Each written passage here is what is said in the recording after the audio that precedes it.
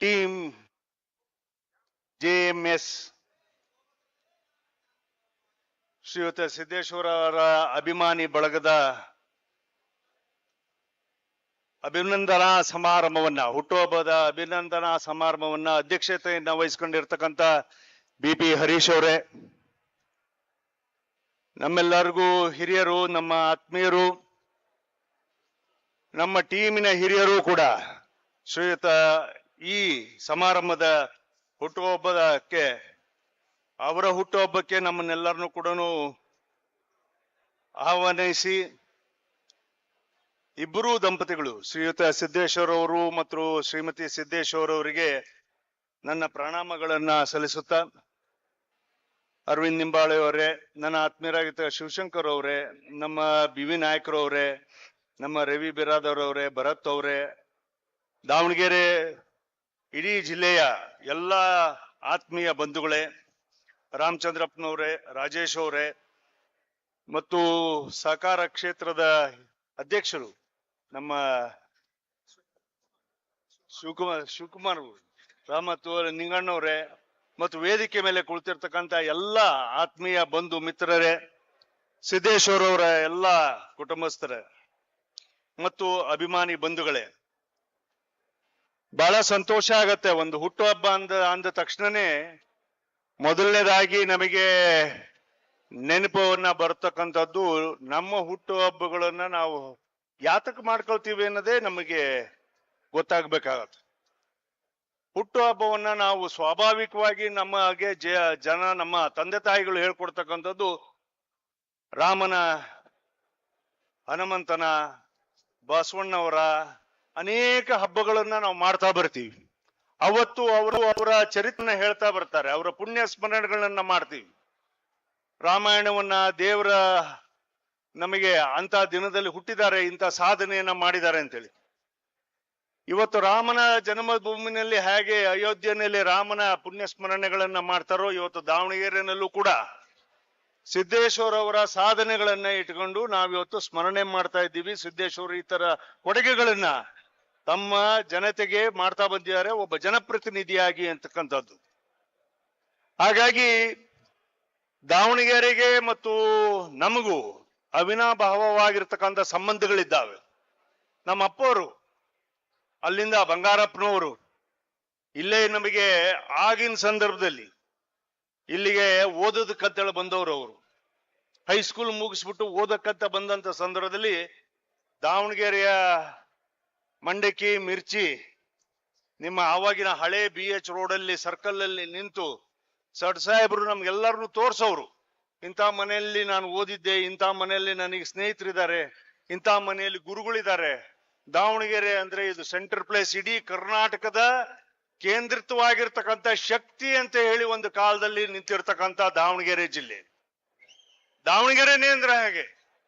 ಯಾಕಂದ್ರೆ ನೀವು ನೋಡಿ, ಇಡೀ ಕರ್ನಾಟಕದವನ್ನ ಯಾರು ಒಗ್ಗೂಡಿಸ್ಬೇಕು ಅಂತೇಳಿ ಕಾರ್ಯಕ್ರಮ ಎಲ್ಲಿ ಮಾಡ್ತಾರೆ? ದಾವಣಗೆರೆಯಲ್ಲಿ ಮಾಡ್ತಾರೆ. ಒಂದು ಕಾಲದಲ್ಲಿ ರಾಜಧಾನಿ ಆಗ್ಬೇಕು ಅಂತೇಳಿ ಹೊರಟಿಂದ ಕೇಂದ್ರ ಇದು. ಇಡೀ ಕರ್ನಾಟಕಕ್ಕೆ ಏನಾದ್ರೂ ಒಂದು ಸೆಂಟರ್ ಪ್ಲೇಸ್ ಇದೆ ಅನ್ನೋದಾದ್ರೆ ದಾವಣಗೆರೆ ಅಂತ ಹೇಳಿ ಬಂದಿತ್ತು. ತದನಂತರ ಮೈಸೂರಿಂದ ಅದು ಮತ್ತೆ ಬೆಂಗಳೂರು ಅಂತ ಹೇಳಿ ಆಗಿನ ಸಂದರ್ಭದಲ್ಲಿ ಆಗಿತ್ತು. ಆದ್ರೆ ದಾವಣಗೆರೆ ಇವತ್ತಿಗೂ ಕೂಡ ಯಾರು ಒಂದು ನಮ್ಮ ಅಪ್ಪರು ಒಂದು KCP ಅಂತ ಒಂದು ಪಾರ್ಟಿ ಕಟ್ಟಿದ್ರು. ಸುಮಾರು ದಾವಣಗೆರೆ ಊರಲ್ಲಿ ಅವತ್ತು ಬರೀ ಕರಿ ತಲೆಗಳು ಮಾತ್ರ ಕಂಡಿದ್ವು ನಮಗೆ. ಸುಮಾರು ಇಲ್ಲೇ ನ್ಯಾಷನಲ್ ಹೈವೇ ಪಕ್ಕದಲ್ಲಿ ಅವತ್ತಿನ ದಿನದಲ್ಲಿ ನೀವೆಲ್ಲರೂ ಸಹಕಾರ ಕೊಟ್ಟಿದ್ರು, ಇಡೀ ದಾವಣಗೆರೆ ಜಿಲ್ಲೆ ಅವತ್ತಿನ ಸದ್ಯ. ಆದ್ರೆ ಯಾರ್ಯಾರು ನಾಯಕರುಗಳು ಉತ್ತರ ಕರ್ನಾಟಕ ಇರಬಹುದು ಅಥವಾ ದಕ್ಷಿಣ ಭಾಗದ ಕರ್ನಾಟಕದ ಇರಬಹುದು, ಅವ್ರೇನಾದ್ರು ಇಡೀ ಕರ್ನಾಟಕನ ಏಕೀಕರಣ ಮಾಡ್ಬೇಕು, ಇಡೀ ಕರ್ನಾಟಕನ ಒದ್ದುಗೂಡಿಸ್ಬೇಕು ಅನ್ನೋದಾದ್ರೆ ಅವ್ರು ಎಲ್ಲಿಗೆ ಬರ್ತಾರೆ? ದಾವಣಗೆರೆ ಊರಿಗೆ ಬರ್ತಾರೆ, ದಾವಣಗೆರೆ ಜಿಲ್ಲೆಗೆ ಬರ್ತಾರೆ. ಇವತ್ತು ಅಂತ ಜಾಗದಲ್ಲಿ ರಾಜಕಾರಣದ ದೃಢೀಕರಣ ಆಗಬೇಕು ಅನ್ನೋದಾದ್ರೆ ಯಾರ ಮುಖೇಣ ಆಗ್ಬೇಕು? ಇವತ್ತು ಸಿದ್ದೇಶ್ವರ ಮುಖೇಣ, ದಾವಣಗೆರೆ ಜಿಲ್ಲೆಯ ಜನತೆಯ ಮುಖೇಣ ಆಗಬೇಕು, ಇಲ್ಲಿರ್ತಕ್ಕಂಥ ಮುಖಂಡರ ಮುಖೇಣ ಆಗಬೇಕು.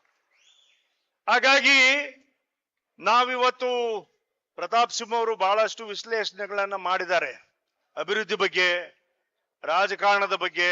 ಶಿವಶಂಕರ್ನವರು, ನಮ್ಮ ಜಾಧವ್ ಅವರು ಬಹಳಷ್ಟು ರಾಜಕಾರಣವನ್ನ ಮಾಡಿದ್ದಾರೆ.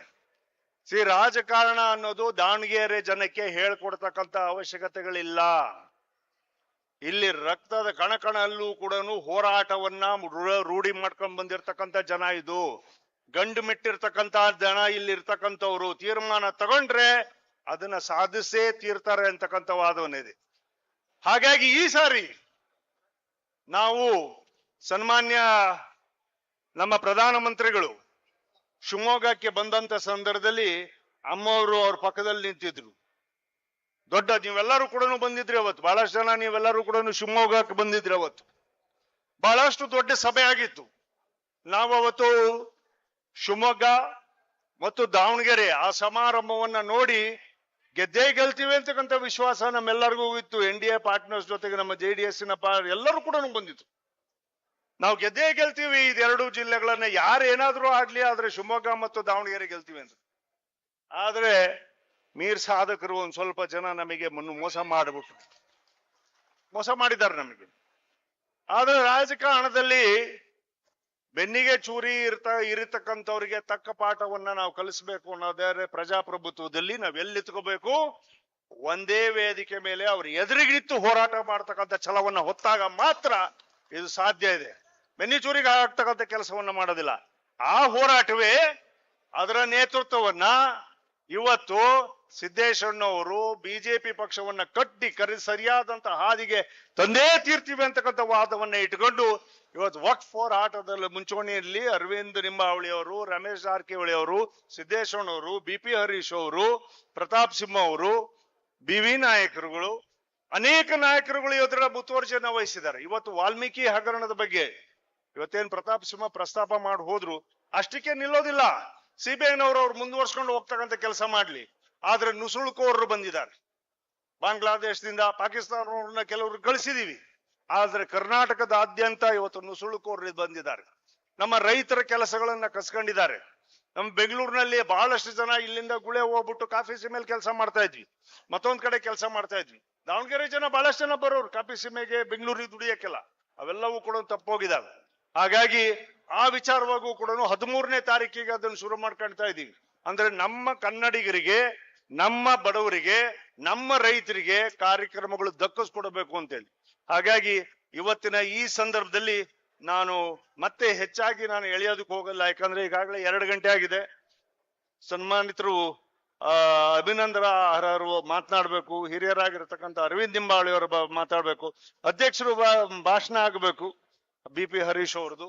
ಹಾಗಾಗಿ ನಾವೆಲ್ಲರೂ ಸಿದ್ದೇಶಣ್ಣ ಅವ್ರನ್ನ ನಾವೊಂದು ಸರಿ ನೆನಪಾಗತ್ತೆ, ನಮ್ಮ ಅಪ್ಪ ಅವರು ಒಂದ್ಸರಿ ಅವ್ರಿಗೂ ಕೂಡ ಹಿಂಗೆ ಸೋಲಿಲ್ಲದ ಸರದಾರ ಅಂತ ಹೇಳಿ ಬಹಳ ನಾವೆಲ್ಲರೂ ಕೂಡ ಒಟ್ಟಿಗಿದ್ವಿ. ಒಂದ್ಸರಿ ವಾಜಪೇಯಿ ಅವರ ಸರ್ಕಾರ ನಡೀತಾ ಇರ್ಬೇಕಾದ್ರೆ ಒಂದು ಸರಿ ಸೋತೋಗ್ಬಿಟ್ಟಿದ್ರು. ಬಹಳ ಬೇಜಾರ್ ಮಾಡ್ಕೊಂಡಿದ್ರು. ಬಹಳ ಬೇಜಾರ್ ಮಾಡ್ಕೊಂಡಿದ್ರು. ಮತ್ತೆ ಅದನ್ನ ಸರಿ ಮಾಡ್ಕೊಳ್ತಕ್ಕಂಥ 12-13 ತಿಂಗಳಲ್ಲೇನೆ ಇಡೀ ಕ್ಷೇತ್ರವನ್ನ ತಯಾರಿ ಮಾಡ್ಕೊಳ್ತಕ್ಕಂಥ ಕೆಲಸ ಮಾಡಿದ್ರು. ಅಂದ್ರೆ ಸೋಲು ಅಂತಕ್ಕಂಥದ್ದು ಏನಿದಾವೆ ಇವೆಲ್ಲವೂ ಕೂಡ ನಮಗೆ ಪಾಠ ಕಲಿಸ್ತಕ್ಕಂಥ ದಿನ. ನಾವು ಕಲಿಬೇಕಾಗತ್ತೆ, ಏನು ಮಾಡೋದಕ್ಕಲ್ಲ. ಸಾರ್ವಜನಿಕರು ಕೊಟ್ಟಿರ್ತಕ್ಕಂಥ ತೀರ್ಮಾನಕ್ಕೆ ಮನ್ನಣೆ ಕೊಡ್ಬೇಕಾಗತ್ತೆ. ಮತ್ತು ಎಲ್ಲೆಲ್ಲಿ ನಾವು ಎಡಿದೀವಿ, ಎಲ್ಲೆಲ್ಲಿ ಯಾರ್ಯಾರು ನಮಗೆ ಏನೇನು ಶಿಕ್ಷೆಗಳನ್ನು ಕೊಟ್ಟಿದ್ದಾರೆ ಅದನ್ನ ತಿದ್ಕೊಂಡು ಹೋಗಿ ಒಗ್ಗಟ್ಟಿಂದ ಮಾಡ್ತಕ್ಕಂಥ ಕೆಲಸ ಇದೆ. ಹಾಗಾಗಿ ಹೆಚ್ಚು ಕಡಿಮೆ ನಮ್ಮ ಸಿದ್ದೇಶಣ್ಣವರು ನಮ್ಮ ಮನೆಗೆ, ಬಂಗಾರಪ್ಪನವರು ಅಂದ್ರೆ ನೀವು ಕಟ್ಟಿರ್ತಕ್ಕಂಥ ಮನೆಗೆ ನಾವು ವಾರಕ್ಕೊಂದ್ಸರಿ 15 ದಿನಕ್ಕೊಂದ್ಸರಿ ಕರ್ನಾಟಕದ ರಾಜಕಾರಣವನ್ನ ವಿಶ್ಲೇಷಣೆ ಮಾಡೋದಕ್ಕೆ, ಇದನ್ನ ಚರ್ಚೆ ಮಾಡೋದಕ್ಕೆ ಸೇರ್ತಾ ಇರ್ತೀವಿ ಅಲ್ಲಿ. ಯಾಕಂದ್ರೆ ಅಲ್ಲಿ ಅವ್ರು ಬಂದಾಗೆಲ್ಲರಿಗೂ ಕೂಡ ನಮಗೆ ದಾವಣಗೆರೆ ಬಂದಂಗೆ ಆಗತ್ತೆ, ನನಗೆ KCP ಸಂಘಟನೆ ಮಾಡ್ದಂಗೆ ಆಗತ್ತೆ. ಮತ್ತೊಂದ್ಸರಿ ಇದಿಷ್ಟು ಕೂಡ ಬಿಜೆಪಿಯ ಬಾವುಟವನ್ನ ಕರ್ನಾಟಕದಲ್ಲಿ 2028ಕ್ಕೆ ಹಾರಿಸೋದಕ್ಕೆ ಇಲ್ಲಿಯ ರಾಜಕೀಯದ ಸಂಘಟನೆಯಿಂದ ಶುರುವಾಗಿದೆ. ಈಗಾಗ್ಲೇ ಶುರುವಾಗಿದೆ, ಜಿಲ್ಲಾವಾರು ಇವಾಗ್ಲೇ ಶುರು ಮಾಡೋದಕ್ಕೆ. ಅದರ ಡಂಗರವನ್ನು ಹೊಡೆದವ್ರು ಯಾರು? ದಾವಣಗೆರೆಯ ಕಾರ್ಯಕರ್ತರು, ದಾವಣಗೆರೆಯ ಮುಖಂಡರು, ಸಿದ್ದೇಶಣ್ಣವರು, BP ಹರೀಶ್ ಅವರು ಶುರು ಮಾಡ್ಕೊಂಡಿದ್ದಾರೆ. NDA ಶಿವಶಂಕರ್ ಅವರು ಬಹಳ ಚೆನ್ನಾಗಿ ಮಾತನಾಡಿದ್ರು.